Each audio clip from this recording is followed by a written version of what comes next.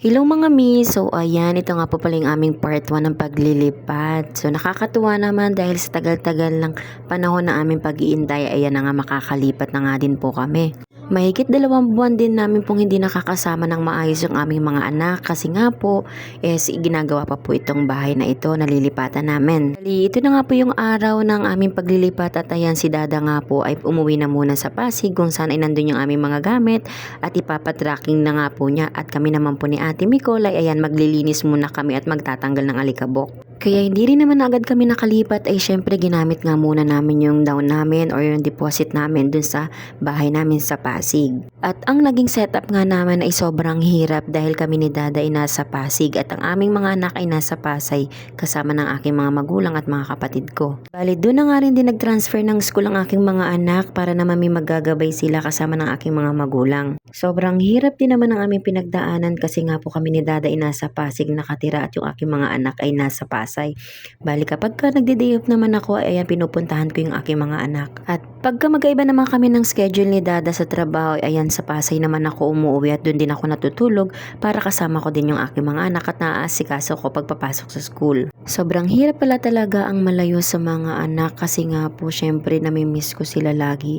Tapos may times pa na umiiyak talaga ako at minsan yung asawa ko tinatanong ako ba't ako umiiyak. Syempre namimiss ko yung mga anak ko, yung iniisip ko kung anong ginagawa nila, nakakain na ba sila, naasikaso ba sila, yung tipong pagtulog ba nila, malinis sila, maayos sila, komportable. Pero syempre inisip ko na nga lang talaga na mabilis lang ang panahon at magkakasama rin kami. Ito po palang bahay na nilipatan namin ay nirenovate po siya. Bali, ang papa ko nga pala ang gumawa nito at nag-ayos. Bali, itong nilipatan din pala namin ay sobrang lapit lang sa nanay ko. So, ayan, kapag papasok kami sa work, ayan, pwede naming iwan yung mga bata. Grabe, sobrang daming alikabok at medyo nahirapan nga kami ni Ate Micol at ayan, nagsuot pa nga kami ng face mask kasi ang sakit-sakit sa ilong. At hindi pa nga ganun kaayos ang aming bahay at hindi pa nga napinturahan lahat kasi nga po medyo kinulang nga sa budget. Nandyan pa rin yung mga gamit ng papa ko. So, ayan, kasi hindi pa nga tapos itong ginagawang bahay. At buti na nga lang din talaga na taon ng paglilipat namin ay yung wala kaming pasok kinabukasan so makakapag-ayos pa kami. At ito nga si Ate Micol ay nagsimula na rin maglinis at ito nga ang kanyang magiging kwarto. Sobrang tuwang-tuwa nga ako dito kay Ate Micol kasi nga sobrang excited na nga at iniisip niya na nga kung ano ang magiging disenyo ng kanyang kwarto. Bali yung mga kwarto nga pala dito ay may mga sariling cabinet na at may hangera na rin.